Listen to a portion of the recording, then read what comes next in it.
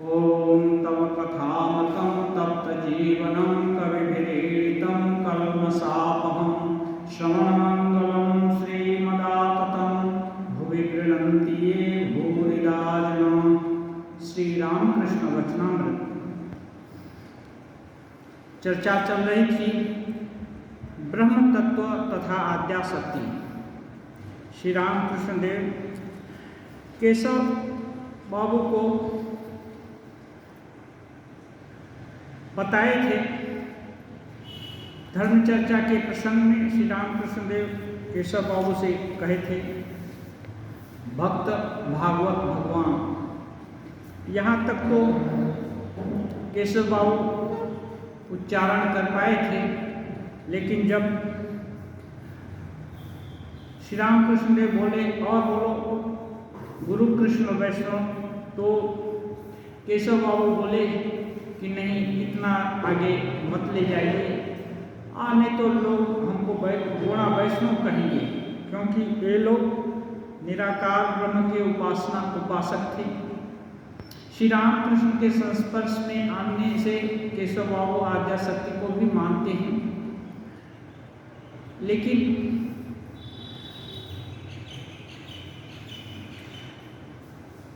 इतने आगे नहीं बढ़ गए कि श्री रामकृष्ण देव के जैसा सब धर्म समन्वय की बात ये दिल अंगीकार नहीं कर सकता है।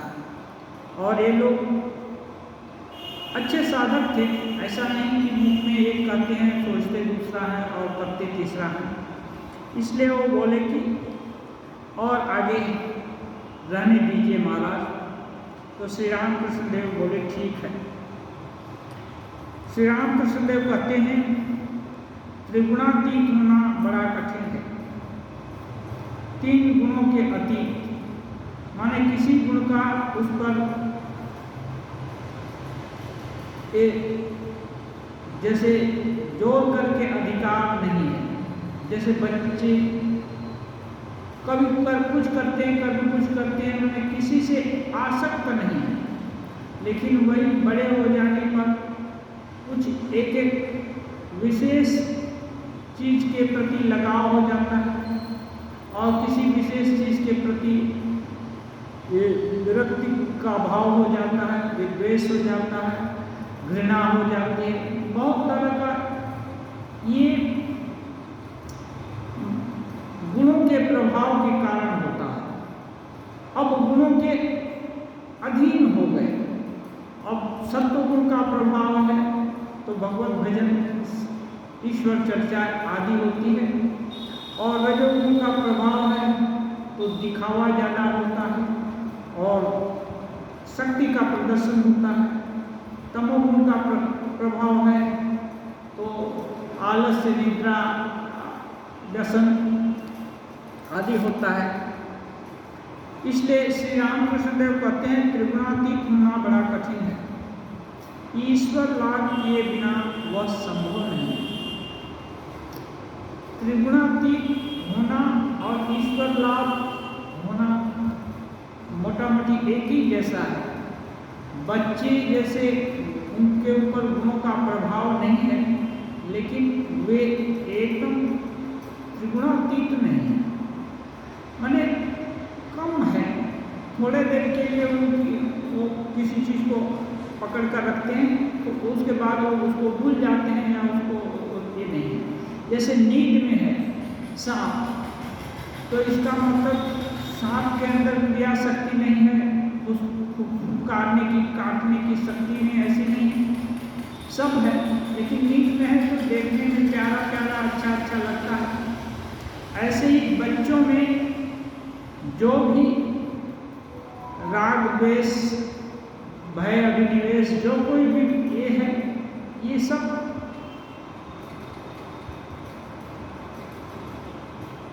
एक तरह से निवृत्त अवस्था में है, प्रसुप्त अवस्था में है, मानो इनका विकास उसमें नहीं हुआ है। अब विकास नहीं हुआ है, लेकिन बीज तो है। जब अनुकूल परिस्थिति पड़ती है, खाद, पानी, जल, धूप लगता है, तो जिस जिस जाति का जिस जिस वैरायटी का पौधा रहता है वो वैसे उग जाता है। तो ये जो भी वासनाएं हैं बच्चों के अंदर प्रसुप्त अवस्था में रहती हैं और समय पाकर के वो जागृत हो जाती हैं। लेकिन जो त्रिगुणातीत साधना के द्वारा या भगवत कृपा के द्वारा त्रिगुणातीत हो गए हैं, अब उन पर गुणों का प्रभाव नहीं हो सकता। जैसे रस्सी जल गई तो रस्सी जल जाने से रस्सी का आकार भले रहेगा लेकिन उससे बंधन का काम नहीं होगा। रस्सी का मुख्य काम क्या है? बंधन। बंधन ही मुख्य काम खत्म हो गया तो आकार रह करके क्या होगा? तो यही है माया का काम है बांध करके रखना। और माया का प्रभाव जब खत्म हो गया तो फिर अब बंधन नहीं रहा। और ये ईश्वर लाभ के बिना नहीं होता। इसलिए ईश्वर लाभ और त्रिगुणातीत होना एक दूसरे के पूरक है। जीव माया के राज्य में रहता है, यही माया ईश्वर को जानने नहीं देती। माया के राज्य में जीव रहता है और ये माया ईश्वर को जानने नहीं देती। एक क्या है? एक सहज व्यवस्था है। जैसे बच्चा छोटे पर जन्म लेता है, सबके लिए स्कूल खुला हुआ है। LKG अभी पहले 1 से शुरू होता था, अभी LKG से शुरू सबके लिए। कोई नहीं जाए स्कूल में तो कौन मना करेगा? उसके अभिभावक लोग चाहें तो उसको पढ़ने की सुविधा दे सकते हैं, नहीं तो कोई कोई बिना पढ़े ही रह जाता है। तो ये माया ये सबके लिए है, लेकिन अब स्कूल खुल गया है माया का बंधन ढीला करने के लिए। तो अब उसमें यदि जो पढ़ाई करना चाहेगा धीरे धीरे उसकी एक एक कक्षा एक एक अज्ञान दूर होगा तो उसको धीरे धीरे करके इस माया का रहस्य उसके सामने उद्घाटित होने लगेगा। और जब वेदोज्ज्वला बुद्धि हो जाएगी, एकदम शुद्ध बुद्धि हो जाएगी, तब समझना बाकी नहीं रहेगा कि ये माया, ये शिक्षा, ये आध्यात्मिक शिक्षा क्या है? माया का अपसरण। जैसे शरीर रोगी हो जाता है, रोगी होना शरीर का स्वभाव नहीं है। स्वस्थता अपने में स्थिति माने साउंड, हृष्ट पुष्ट, सभी तरह से द्वंद्व रहित, यही तो शरीर की असली पहचान है। लेकिन कुछ भूल होती है, धातु वैषम्य घटता है और बीमारी आ जाती है। वो धातु वैषम्य यदि पूर्ण कर दिया जाए या न घटने दिया जाए तो शरीर अस्वस्थ नहीं होगा। यही से ही जीव की का जो वैषम्य घट गया है वो महामाया उनको लपेटे में ले लिया है। अब लपेटे में जब आ गया तो उपाय करके उसको हटाना पड़ेगा।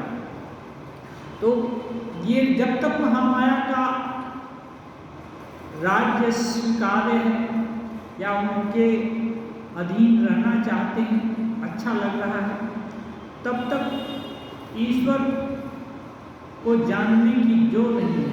ईश्वर और माया यही चाहती है उनका राज्य बढ़ता रहे। सभी विस्तार चाहते हैं, माया भी विस्तार चाहती है, वो जानने नहीं देती। इसी माया ने मनुष्य को अज्ञानी बना रखा है। अब एक उदाहरण देते हैं। हृदय एक बछड़ा लाया था। कोई गाय बच्चा देता है, अभी घास भूसा जब तक दूध देती है गाय तब तक तो बछड़े का जरूरत है, और जब दूध नहीं देती तो जिसको आगे आगे बछड़े को हल इसके चलाने के लिए कोई कोई रख देते, और जिसको जरूरत नहीं है वो ऐसे ही खुला छोड़ देते, वो बाद में सांड बन जाता। विभिन्न तरह के उसका ज़्यादा मूल्य नहीं होता है, और लोग बछड़े को बेचना भी नहीं चाहते। तो मिल गया होगा कोई बछड़ा, तो श्री रामकृष्ण देव उसी की घटना कह रहे हैं। हृदय एक बछड़ा लाया था।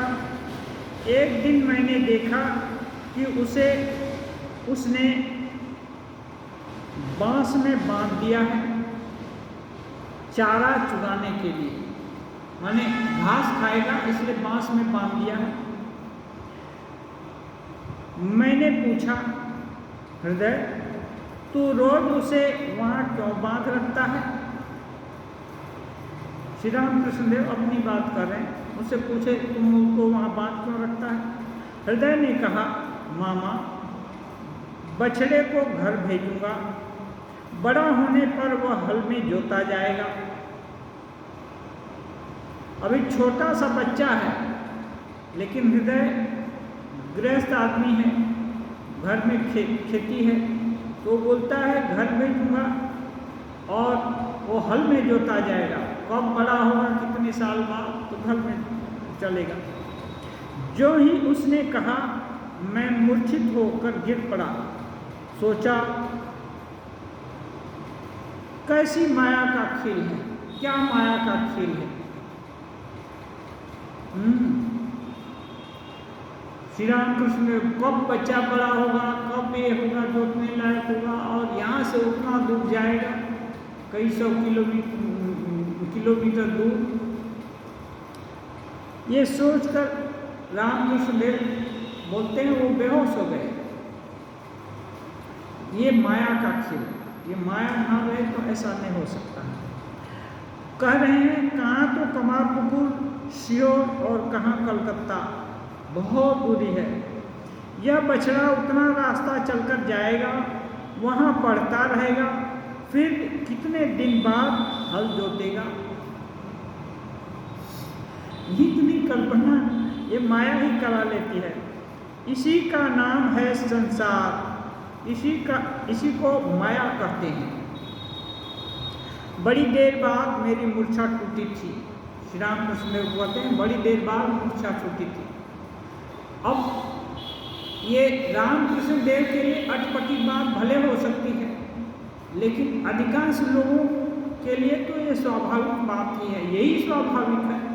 जो भी हल में जो भी बैल जुतता है वो पहले बच्चा ही होता है, कोई पालता है, कोई कहीं खरीद कर ले जाता है। कितना अभी आजकल तो इस देश से बांग्लादेश भी पाचार करते हैं लोग, इस देश से दूसरे देश में भी जर्सी गाय उतनी तो रास्ता तय करके विदेश से यहाँ आती है। तो ये सब चीज़ है। लेकिन श्री रामकृष्ण देव का मन तो भगवान में लगा हुआ है। ये सब माया का ये राज्य है, इसको अतिक्रमण कर चुके हैं, और इसको अतिक्रमण करने के लिए उनको दीर्घ 12 साल तक कठिन साधना करनी पड़ी है। और उसके पहले भी उनकी उतनी रुचि नहीं थी। जब बच्चे थे तब भी इतने लिप्त नहीं थे कि ये चाहिए वो चाहिए, सांसारिक चीज़ों में उतनी आसक्ति नहीं थी। लेकिन पहली दृष्टि थी कि जो कुछ हो रहा है, या पढ़ाई बोलिए, पढ़ाई का उद्देश्य क्या है वो देखे बड़े बड़े पंडित लोग, उनको अच्छी दक्षिणा मिलेगी, अच्छा चावल केला का बोझ मिलेगा। उसके लिए बहुत तर्क वितर्क, यहाँ तक कि झगड़ा भी कर लेते, गाली गलौज पर भी आ जाते। तो शिक्षा का ये उद्देश्य उनके समझ में नहीं आया, क्योंकि ज्ञान का मतलब उससे कुछ उत्कृष्ट चीज मिलनी चाहिए। ये छोटा बच्चा एक तो समझ अपने ढंग से समझ रहे थे, और जैसे जैसे बड़े हुए वही भाव उनका आगे बढ़ा और कोशिश किए, हाँ, और सफलता भी मिली। इसलिए उनका राज्य, उनका मनोराज्य हर समय ईश्वराभिमुखी है। संसार हर समय वो बंधन ही दिखता है, निकृष्ट ही दिखता है। इसलिए वो मूर्छित हो गए। माने कह रहे हैं कि ये इतना माया इतनी गंभीर और जटिल है कि सहज में जानने नहीं देती कि ये सब भयंकर बांधने का उपाय है। ये हृदय राम श्री रामकृष्ण देव के साथ 12 साल तो रहे, उससे ज़्यादा भी रहे। कितनी भयंकर साधना किए रामकृष्ण देव, वो सब भी देखे, प्रत्यक्षदर्शी थे। उनका उपदेश सुनने के लिए लोग दूर दूर से आते और हाँ करके सुनते, और उससे उनको बहुत परिवर्तन भी कितने लोगों को हो जाता। लेकिन हृदय राम को कुछ नहीं होता। इसीलिए अक्षय कुमार सेन पुथी में लिखते हैं, राखो प्रभु नाही करो हृदय मतन। हे प्रभु, जो करना है करो, दुख भले दो। वो बहुत उनको सांसारिक बहुत कष्ट था। वो जो भी करो, लेकिन हृदय के जैसा मत करो, हृदय राम के जैसा मत करो। कितने लोग आकर तुम्हारे यहाँ ज्ञान भक्ति वैराग्य क्या क्या पाए, और वो छाया के माफिक रहते हैं, उनको कुछ नहीं हुआ। ऐसा मत करो। लेकिन ये भी ईश्वरी लीला ही है कि ऐसा एक सपोर्ट चाहिए, नहीं तो श्री रामकृष्ण देव की इतनी निष्ठा से सेवा कैसे नहीं हो पाती। और एक बार उनको इच्छा भी हुई थी स्वयं साधना करने का, तो हृदय राम को उतना ये नहीं था, सहज प्रवृत्ति नहीं थी। लेकिन देख करके बहुतों को अश्रुपुलक हो रहा है, ज्ञान ये हो रहा है, आनंद आता है।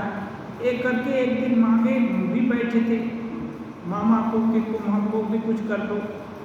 मामा बोले थे कि तुम्हारे लिए जरूरत नहीं है, तुम जैसे सेवा कर रहे हो उतना ही काफ़ी है, ये इससे ही तुम्हारा हो जाएगा।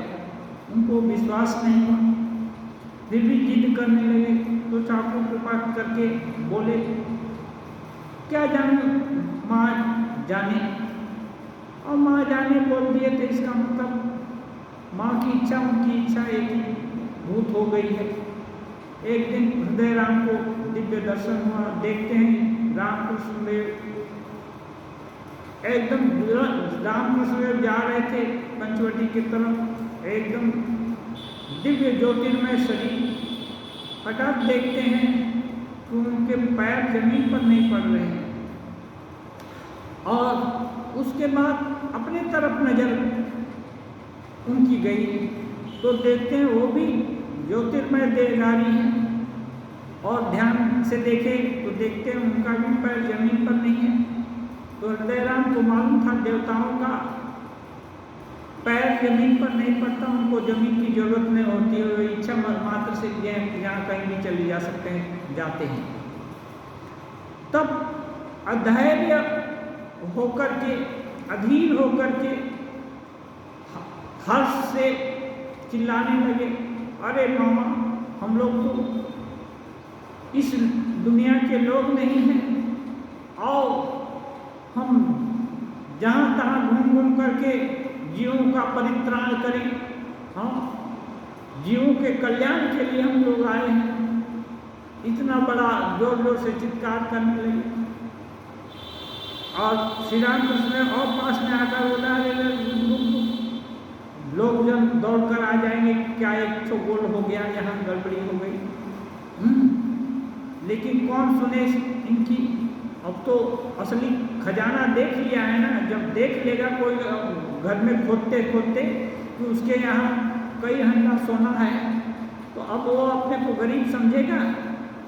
अब कितने लोग तो पगले भी हो जाएंगे सोना देखकर। एक कहावत है, एक कविता है, कनक कनक के सौगुनी मादकता अधिकार, वाह खाए गौराए न वाह पाए गौराए। एक कनक माने सोना, एक कनक माने धतूरा। कहते हैं धतूरा खाने से आदमी पागल होता है, लेकिन एक सोना है कनक, जिसको पा जाने से ही आदमी पगला हो जाता है। तो पा गया तो पगला हो गया। ऐसे ही साधना करके तो पाए नहीं थे हृदयराम, और एकदम चित्कार करने लगे। सुनने वाले कहाँ हैं। तब जब नहीं माने तो रामकृष्ण देव जाकर उनके वक्षस्थल को छुए, और छूते ही वो बोले जड़ हो जा। बस जड़ हो गए, जैसे के तैसे हो गए। वो आनंद चला गया, सब कुछ मिट गया। बड़ा दुखी हो गए, और उसके बाद चेष्टा भी किए हृदयराम कि उनको वो अवस्था प्राप्त हो, लेकिन और कहाँ होने की थी। श्री रामकृष्ण देव जैसे कि वस्त्र आदि छोड़ करके पंचवटी पर साधना करते थे, निर्वस्त्र होकर के। एक दिन हृदयराम उनको देखे भी थे वैसा करते। एक दिन वो खुद जाकर बैठे। जैसे ही बैठते हैं उस आसन पर, वो तो सिद्ध आसन है, मानो एक हानि अंगारा सिर पर आ गया, जलने लगे। ओ मामा मरे गए लोगों, हाँ मामा मर गया मर गया, हाँ मामा मामा करके रोने लगे। एक आह ऊ करने लगे। अब उनका कराह सुन करके रामकृष्ण देव उधर गए और छुए। छूने से सब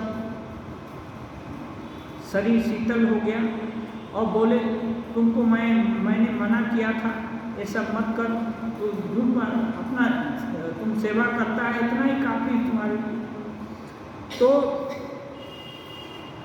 कहने का मतलब ये उनको सेवक की भूमिका में महामाया ने रखा था, हाँ ईश्वरीय शक्ति ने।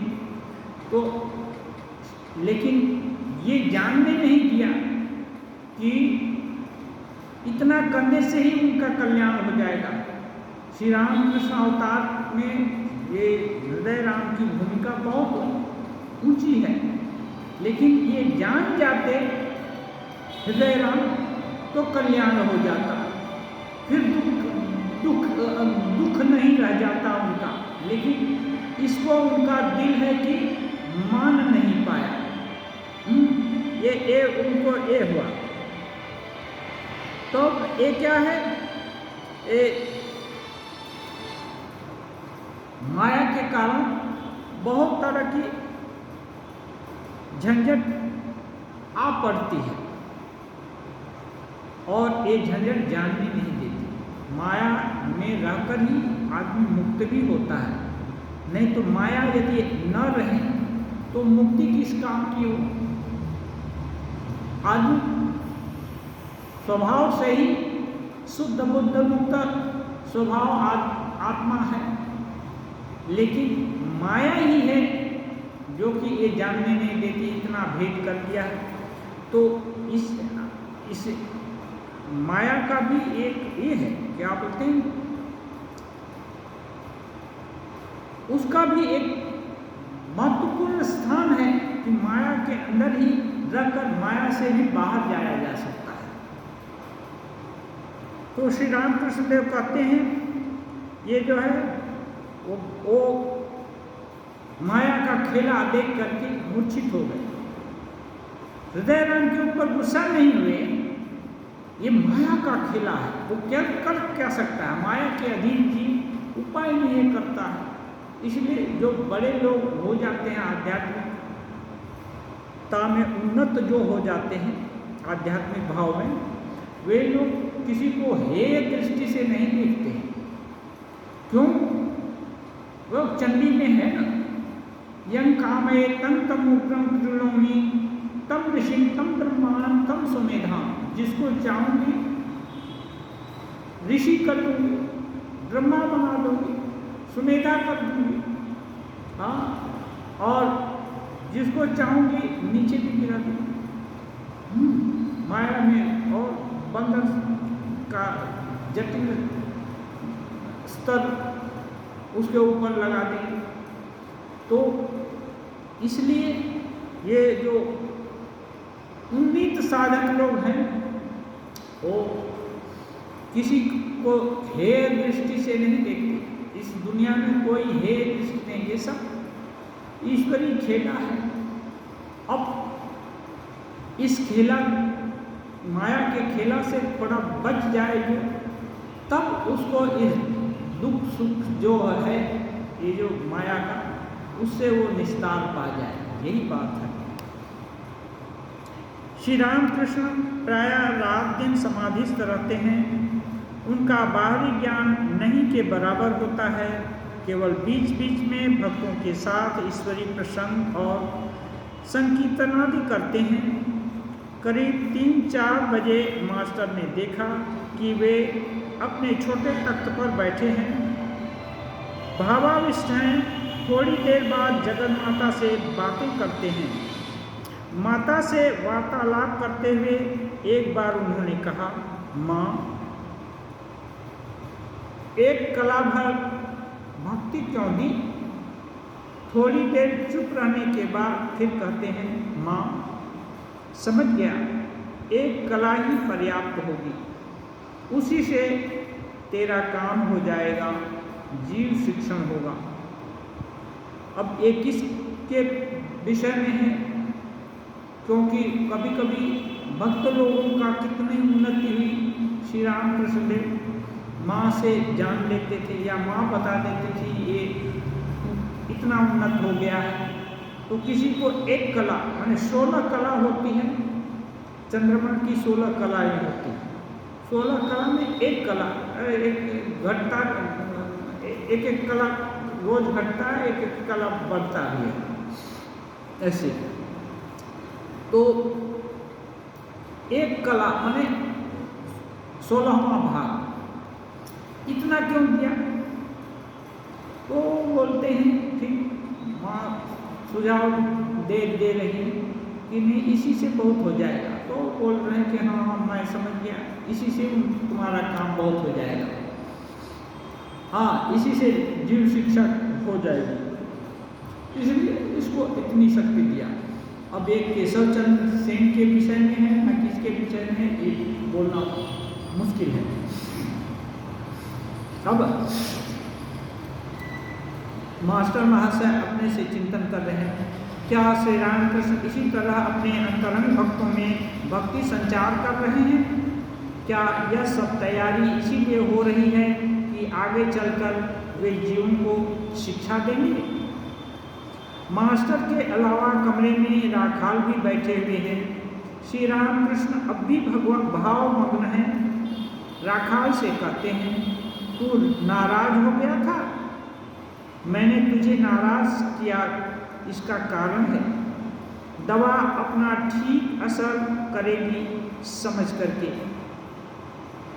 कभी कभी ऐसा होता है कि रोगी है ना, फोड़ा आधा दबा हुआ है, तो डॉक्टर उसको कुछ ऐसा दवा दे देते हैं जिससे फोड़ा पूरा पक जाए, तब उसका जितना भी ये जो है वो दूषित अंश है सब निकाल देंगे दबा करके, चीर करके। तब जो उसके बाद चिकित्सा होगी वो अच्छी होगी, क्योंकि व्रण है, व्रण क्या है, दूषित शरीर में जमे हुए दूषित चीज़ों को एक जगह इकट्ठा होने के कारण व्रण हो जाता है। व्रण को दबा देना अच्छा नहीं है, दबा देने से उसका किडनी, लंग्स और कोई सोफिस्टिकेटेड जो यंत्र है हृदय, उधर उस पर असर हो सकता है। इसलिए अच्छे डॉक्टर क्या करते हैं, थोड़ा बढ़ जाए और उसको तब उसका ऑपरेशन करेंगे। बैठने के लिए, उसको दबने के लिए नहीं देते हैं। ऐसे ही श्री रामकृष्ण देव तो भवरोग वैद्य हैं, वो हर किसी का कैसे कल्याण हो सकता है, कैसे किसकी क्या गति हो सकती है, सभी कुछ उनके लिए एकदम हम आप जैसे एक दूसरे को देख रहे हैं ऐसे देखने के समान। इसलिए वो राखाल से कहते हैं, राखाल को नाराज कर दिए थे। इसका कारण यह है कि दवा ठीक से असर करेगी। पेट में तिल्ली अधिक बढ़ जाने पर मदार के पत्ते आदि लगाने पड़ते हैं। उदाहरण, मदार माने एक तरह से विषैला चीज ही होता है, आँख में पड़ जाए उसका दूध तो आँख खराब हो जाएगी। तो पेट में तिल्ली हो जाने माने कोई थोड़ा जैसा कुछ हो जाता रहा होगा तो उस पत्ता लगाना पड़ता है। मैंने दवा का एक तरह से उदाहरण दे रहे हैं। कुछ देर बाद कहते हैं, हाजरा को देखा शुष्क काष्ठवत है, तब यहाँ रहता क्यों है? एक बोलते हैं, कुछ देर बाद कहते हैं, हाजरा को देखा है।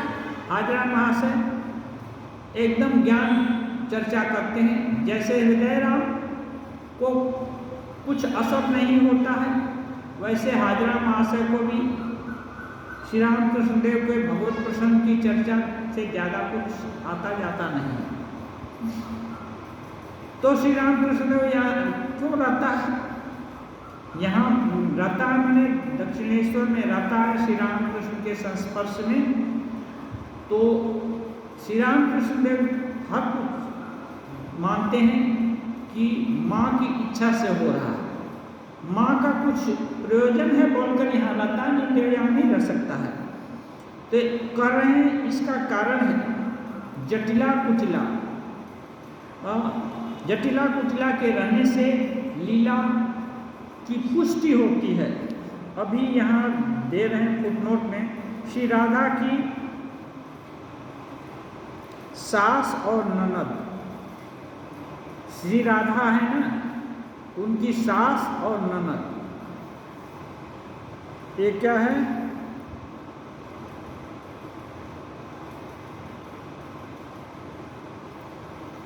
आयाम घोष की माता और बहन। ठीक है। तो राधा की सास और ननद हैं और दोनों उल्टे दिमाग की हैं और कृष्ण की अनुरागिनी नहीं है। तो हर पद पर कृष्ण के रास्ते में आड़े आएंगे। जब रास्ते में आड़े आएंगे तो क्या होगा? राधिका का वेदना और बढ़ेगा तो उसकी जो प्रेम है, अपार्थिव प्रेम है, इसकी पहचान होगी कि सच में है क्या। तो ये बोलते हैं जटिला कुटिला रहने से ये लीला कोष्टाई होगी। हाँ, माने ये विरोधी भाव कोई एक क्या विरोध करने वाले लोग नहीं हैं, सभी अनुकूल चल रहा है, तब पता नहीं चलता कि इस चीज़ का मूल्य क्या है। इसलिए प्रतिकूल परिस्थितियाँ बता देती हैं कि नहीं, इतनी प्रतिकूल परिस्थितियों में भी ये पकड़ कर रखा है ये चीज़ है, तो उससे क्या है, लीला की पुष्टि होती है। कोई विरोध करने वाला है कि ये कुछ नहीं होता है, दर्शन ये सब, और तब श्री रामकृष्ण देव दर्शन की बात करते हैं, ईश्वर दर्शन की, और लोग सुनता है और विश्वास करता है, तब इसका मतलब कि नहीं, माँ का प्रभाव है। नहीं तो हाजरा महाशय की बात सुन करके लोग टरक जाएंगे, हाँ हट जाएंगे। लेकिन नहीं, हाजरा महाशय कितना भी बोले कि ये अनपढ़ गंवार है, फिर भी वहाँ लोग आते हैं और हाजरा महाशय के थोड़ा मोड़ा सुनते हैं, यहाँ ज़्यादा सुनते हैं। इसका मतलब माँ की कृपा है, माँ यहाँ खेला कर रही है। ये है मास्टर के प्रति ईश्वर का रूप मानना पड़ता है। जगतधात्री रूप का अर्थ जानते हो? जिन्होंने जगत को धारण कर रखा है, उनके धारण न करने से, उनके पालन न करने से जगत नष्ट भ्रष्ट हो जाए। जगतधात्री माने जगत को धारण करने वाली, जगत को पालन करने वाली। मन रूपी हाथी को जो बस में कर डालता है, उसी के हृदय में जगतधात्री उदित होती है। मन रूपी हाथी, हाथी जहाँ तहाँ मस्ती में घूमना चाहता है, तो ऐसे ही मतवाला हाथी से मन की तुलना की जाती है। मत हाथी मानो कंट्रोल में नहीं है। अब उसको कंट्रोल में करने के लिए अच्छा सहीश चाहिए। सहीश क्या है? ज्ञान, भक्ति, वैराग्य।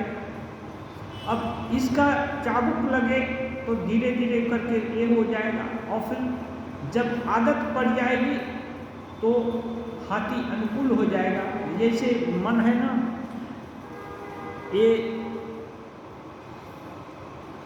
जो जिसका बस में हो गया है, जगतधात्री अब मन को अपने बस में करने का मतलब केवल बस में करने से क्या लाभ हुआ? बस में करने से उपलब्धि होती है। किसकी? जिसकी चाहेंगे, जिस भी विषय में व्युत्पत्ति चाहेंगे कि उसमें श्रेष्ठता हासिल हो, उसमें यदि पूरा मन लग जाए तो उसका उत्कृष्टतम जो फल होता है वो प्राप्त होता है। ऐसे ही ईश्वर में, ईश्वर सत्य हैं, माँ सत्य हैं, उनको जानने के लिए मन एकाग्र हो जाए तो वहाँ जगतधात्री प्रकट होती है। इसलिए मन को बस में करने का जरूरत है। राखाल मन मतवाला हाथी है। राखाल नए नए साधक बोलते हैं मन मतवाला हाथी है, सच में हाथी के जैसा है।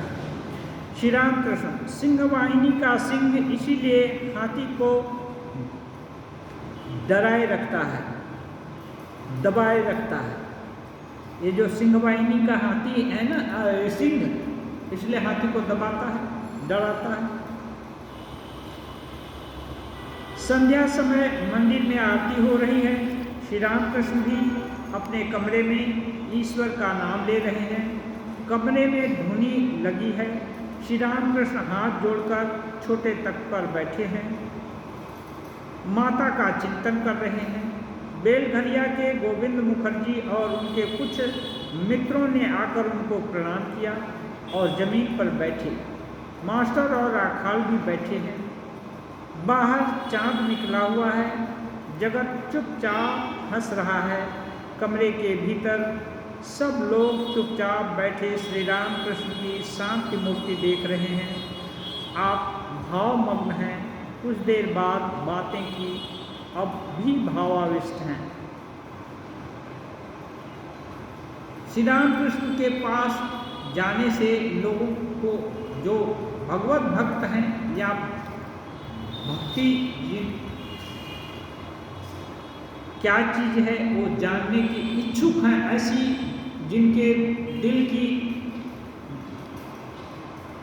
ऐसा गठन जिनका है, ऐसे लोग श्री राम कृष्ण के पास जाने से वो चुपचाप बैठे रहते हैं, या कभी प्रश्न किए या बार बार जाने की उनका इच्छा होती है।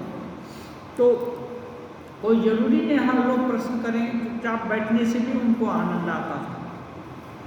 श्री राम कृष्ण बीच बीच में कभी कभी जब उनका इच्छा होता, क्योंकि वो तो माँ के यंत्र के समान,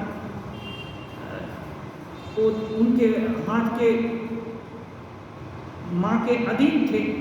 माँ जिस पर उनके द्वारा कृपा कराने चाहते उनको उपदेश देते, कभी गान सुनाते, कभी नृत्य करके दिखाते भी। श्री राम कृष्ण देव भावमग्न अवस्था में ही कह रहे हैं, तुम लोगों को कोई शंका हो तो पूछो, मैं समाधान करता हूँ। गोविंद तथा अन्यान्य भक्त लोग सोचने लगे। कभी कभी ऐसे तुम लोग कोई प्रश्न हो तो पूछो। गोविंद कह रहे हैं, महाराज श्यामा रूप क्यों हुआ? श्यामा माने काली, काली रूप क्यों हुआ? श्री रामकृष्ण, वह तो सिर्फ दूर से वैसा दिखता है। श्री रामकृष्ण ने बोला काली क्यों, श्यामा क्यों? वो दूर से वैसा दिखता है, पास जाने पर कोई रंग ही नहीं। तुम बहुत दूर हो इसलिए काला दिखता है, पास जाने पर कोई रंग नहीं। तालाब का पानी दूर से काला दिखता है, पास जाकर हाथ से उठाकर देखो कोई रंग नहीं। आकाश दूर से नीले रंग का दिखता है, पास के आकाश को देखो कोई रंग नहीं। ईश्वर के जितने ही समीप जाओगे उतनी ही धारणा होगी कि उनके नाम रूप नहीं है। कुछ दूर हट जाने से फिर वही मेरी श्यामा माता, जैसे घास फूल का रंग, मैंने दूरी बढ़ जाने पर ये रूप रंग दिखता है, पास में जाने से कोई रंग नहीं। हाँ, सभी रंग उसमें ही है। फिर दूर गए तो फिर वही रंग, दूर बने वही माया के जगत में आ गए तो दूर हो गए और माया का जगत अतिक्रमण करके माँ के पास चले गए तो रंग नहीं है, क्योंकि वहाँ ज्ञान राशि है। रंग क्या है? भेद। ये विभिन्न रंग है ना, जैसे एक टेबल है, एक आकार है, आकार भी रंग ही है। दरी का दूसरा आकार है, फैन का तीसरा है, सभी व्यक्तियों का आकार दूसरा तीसरा है। लेकिन जब सब एकाकार हो गया तो फिर क्या रंग रहेगा? तब ज्ञान रहेगा। ज्ञान माने जो स्थिति है उसी का ज्ञान रहेगा, और कुछ ये जो भेद ज्ञान है खत्म हो जाएगा, नहीं रहेगा। यही कह रहे हैं श्री रामकृष्ण। श्यामा पुराण है, श्यामा पुरुष है या प्रकृति? किसी भक्त ने पूजा की थी। प्रश्न है श्यामा पुरुष है या प्रकृति? तो श्री रामकृष्ण देव बोल रहे हैं किसी भक्त ने पूजा की थी, कोई दर्शन करने आया तो उसने देवी के गले में जनेऊ देखकर कहा, पूजा किया तो जनेऊ पहना दिया था भक्त। कोई दूसरा भक्त आया, देखता है माँ के गले में जनेऊ है, तो वो जो दर्शन करने आया था वो बोला, अरे भाई माँ के गले में जनेऊ पहना दिया। और उसने पूछा, तुमने माता के गले में जनेऊ क्यों पहनाया? भक्त ने कहा, भाई तुम ही माता को ठीक पहचानते हो, मैं अभी तक माँ को पहचान नहीं पाया कि वे पुरुष हैं या प्रकृति, इसीलिए जनेऊ पहना दिया। हाँ, तुम लगता है कि ठीक ठीक माँ को जानते, मैं तो जान नहीं पाया कि माँ पुरुष है या प्रकृति। हाँ, इसलिए मैं जनेऊ पहना दिया। जो श्यामा है वे ही ब्रह्म हैं, जिनका रूप है वे ही रूपहीन भी हैं, जो सगुण हैं वे ही निर्गुण हैं, ब्रह्म ही शक्ति हैं और शक्ति ही ब्रह्म है। दोनों में कोई भेद नहीं। एक सच्चिदानंदमय है और दूसरा सच्चिदानंदमयी। माने ब्रह्म और शक्ति में कोई भेद नहीं है।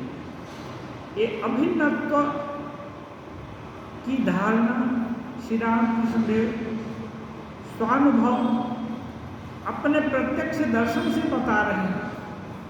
वो हर तरह से साधना करके माँ को देखे, माँ कैसी है। इसलिए वो सगुणा भी है, निर्गुणा भी है। हाँ, इसलिए यदि किसी को माँ का सगुण रूप अच्छा लगता है तो सगुण माने, निर्गुण निराकार रूप अच्छा लगता है तो निराकार भाव माने। कोई पुरुष मानना चाहता है, माँ पुरुष भी है। कोई प्रकृति मानना चाहता है, माँ उसके लिए प्रकृति भी है। कैसे भी करके एक संबंध बनाकर माँ का सानिध्य लाभ करना, उनके निकटता का बोध करना, उनका हो जाना।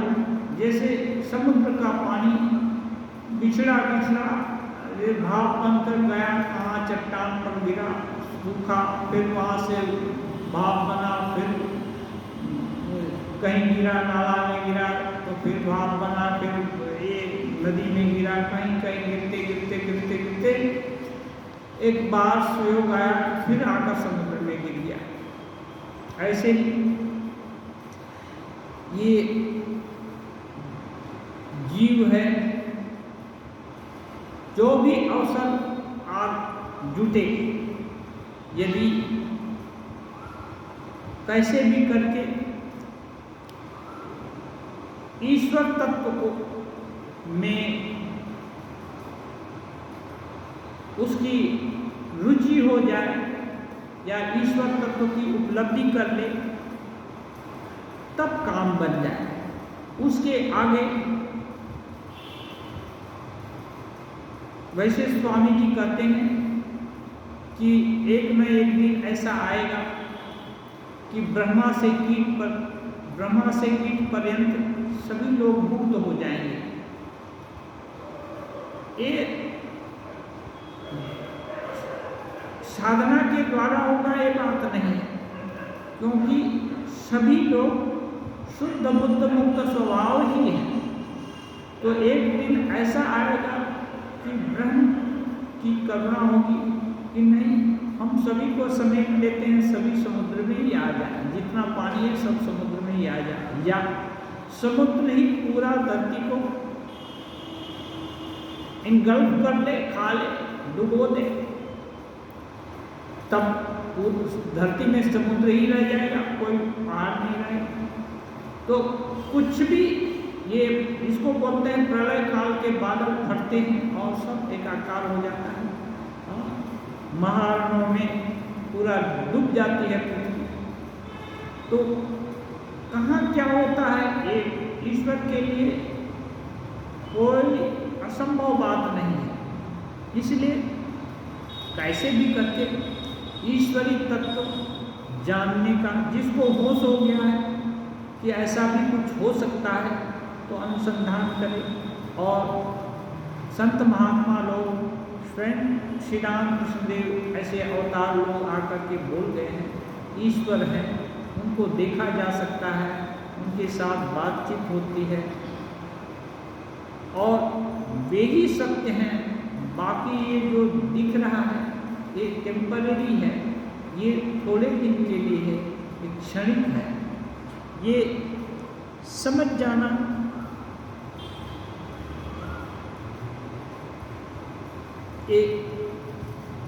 और इसकी समझ आने के लिए प्रयास करना इस मनुष्य जीवन का सबसे श्रेष्ठतम प्रयास है। और बाकी तो ये जो कुछ भी हम लोग करते हैं, धन के पीछे घूमते हैं, मान के पीछे घूमते हैं, या कोई भी तरह की शक्ति प्रतिष्ठा चाहते हैं, ये सब